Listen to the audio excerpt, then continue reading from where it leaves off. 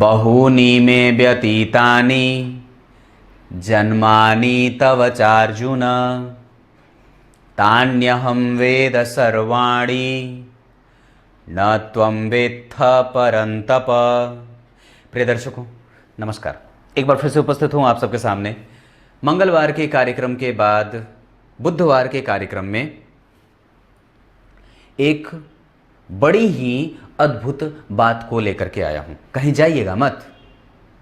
और एक बात जो कार्यक्रम के आरंभ में मैंने कल भी कही थी और आज भी कह रहा हूँ, कमेंट आप लोग कम ना करिएगा। मैं उसके लिए अलग से एक वक्त निकालने का प्रयास कर रहा हूँ जहाँ मैं आप लोगों की प्रतिक्रियाओं का उत्तर दे सकूँ। पर एक बात और है जो कहने की इच्छा है, बताऊँ? बताता।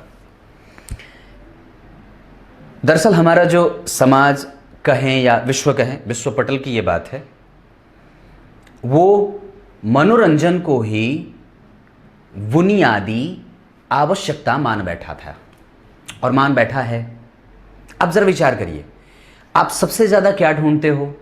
आप सबसे ज़्यादा ढूंढते हो हंसी इंटरनेट पे, और प्रायः वही वीडियो बहुत ज़्यादा चलते हैं, वही कार्यक्रम ज़्यादा चलते हैं, वही चीज़ें ज़्यादा इंटरनेट पे फैलती हैं। आज वही लोग ज़्यादा प्रसारित कर पाते हैं खुद को जो मनोरंजन से युक्त हों। पर इस दौरान हमने अपने वास्तविक परिधि को ही खो दिया था कि उस मनोरंजन में हम इतने समाहित हो गए थे।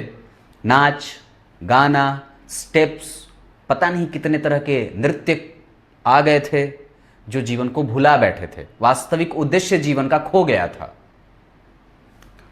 मैं तो ये सोचता हूँ कभी कभी, पता नहीं, हो सकता है कि मेरी अनभिज्ञता हो या हो सकता है कि मैं बहुत ज़्यादा जानता नहीं हूँ, क्योंकि मैं तो दुनिया देखा नहीं हूँ। मुझे पता है कि मैं अपने घर से 100 किलोमीटर दूर के बाद कहीं गया नहीं हूँ।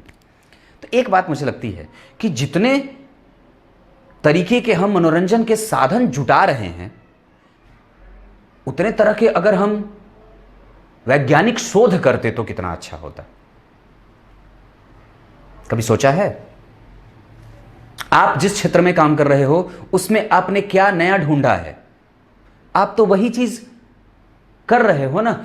मैं तो ये कहता हूं, जो व्यक्ति अगर भरोसा ना करे, अगर अपने आप को बहुत ज्यादा बुद्धिमान और बड़ा ज्ञानवान समझता हो, तो ए से लेकर के जेड तक के 26 अक्षर पे ही क्यों अटकी है दुनिया अभी तक?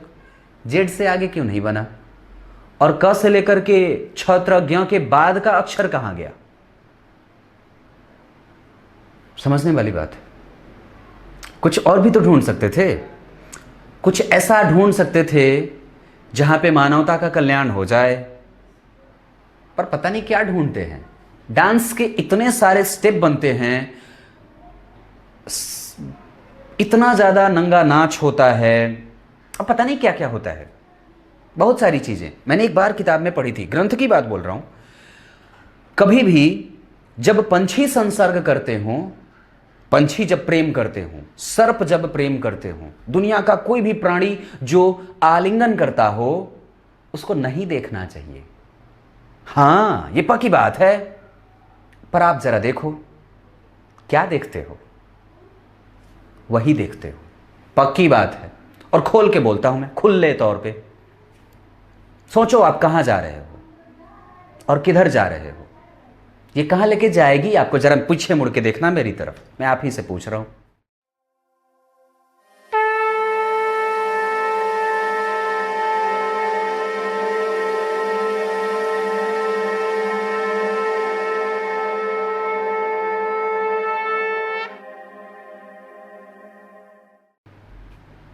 शुरू करें? यहां पे आते हैं। कार्यक्रम के आरंभ में बोलेगा श्लोक का अर्थ भी बताने वाला हूं, पर उसके लिए बन के रहिएगा। अब बीच में कटपट की कोई आवश्यकता नहीं है। मैं सीधी सी बात बता दूं, अगर आपकी कुंडली में लग्न के अधिपति, जो भी आपकी कुंडली का लग्नेश बन रहा हो, अगर आपकी कुंडली के लग्न के अधिपति उच्च के हों, अच्छे भाव में बैठे हों, बेहतर बैठे हों, शुभ ग्रह के साथ बैठे हों, उस पर शुभ ग्रह की दृष्टि भी हो, पाप ग्रह का असर बिल्कुल भी ना हो, तो वो लग्न बली होता है। ये तो बात आप जानते हो।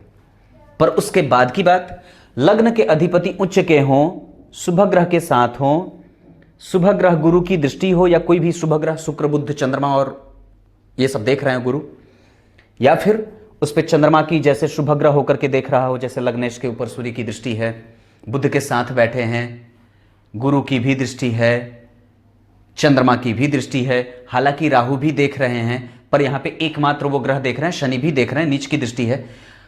पर मेरे कहने का मतलब जो है वो ये है, मैंने शनि को यहां इसलिए बिठाया है ताकि आपको इसका अंतर पता चल सके और बता सकूं। दरअसल अगर मेरे कहने का मतलब यह है कि अगर लग्न बली हो, लग्नेश बलवान होते हों, जैसे कि यहां हो रहे हैं, वो उच्च के भी हैं और कई सारे प्रभावों में वो आ रहे हैं, तो ऐसी स्थिति में आपके कुंडली में जो मारक ग्रह की जो दशा चलती है वो तब मारकेश नहीं हो जाता, वो मारकेश नहीं होता तब, है ना अजीब बात। अगर आपका लग्न जितना बलवान है ना, फिर यहां पे मारक ग्रह चाहे सप्तमेश, अष्टमेश, 12वें और द्वितीयेश, वो खराब नहीं होते, फिर उस मारक प्रभाव में कमजोरी और कमी आ जाती है, जिसको कि समझना बड़ा आसान नहीं है।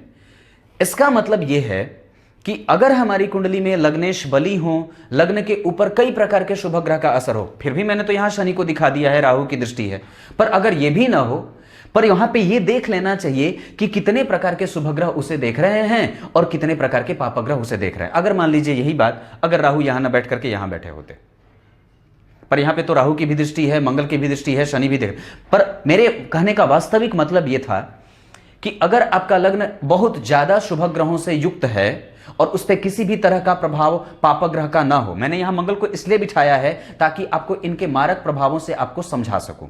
अगर मंगल की दशा चलेगी तो ये सामान्यतया आपकी कुंडली के लिए कमजोर हो जाएंगे, हालांकि वो इस कुंडली के लिए नहीं होंगे ऐसे, पर अपने प्रभाव में यहां पे वो कई बार भेद उत्पन्न करेंगे। गुरु भी यहां पे अष्टम भाव के अधिपति हैं, पंचम भाव में बैठ करके मूल त्रिकोण राशि में अगर लग्न को देखेंगे तो लग्न पे शुभ ग्रह का असर होगा और ऐसी स्थितियां बनती। मतलब यह है कि अगर आपकी कुंडली में लग्नेश के ऊपर शुभ ग्रह की संख्या ज्यादा पड़ रही हो और पाप ग्रह बिल्कुल ना देख रहे हो या कम पाप ग्रहों का असर हो, तो ऐसी स्थिति में मार्केश का असर कमजोर हो जाता है और वो आयु देने वाली, लाभ देने वाली, धन धान्य का सुख देने वाली, संपत्ति का अर्जन करने वाली, आपके कष्ट को हरित करने वाली, हरण करने वाली होती है। ऐसी दशाओं में व्यक्ति को कभी भी किसी से मार्केश से डरने की आवश्यकता नहीं होती है और सामान्यतया आपका जीवन आसानी से यूं बीत जाता है। बात समझ में तो आ रही होगी, पर मैंने बात जो शुरू में कही उस पर जरा ध्यान देना। बात घुस रही है दिमाग में।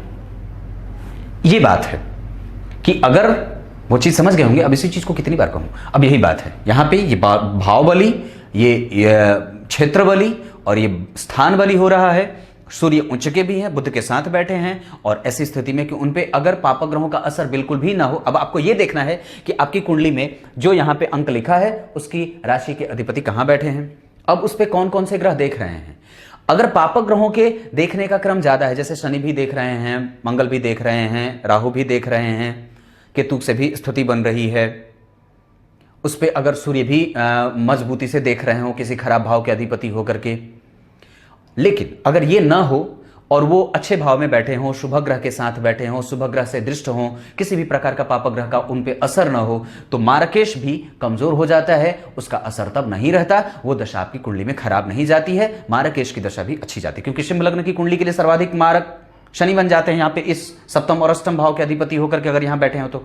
पर यहाँ के अधिपति होकर के अगर वो अच्छे भाव में बैठे हों तो वो भी कमजोर हो जाएंगे, मतलब उनके मारक प्रभावों में कमजोरी आ जाती है। समझ गए होंगे बात।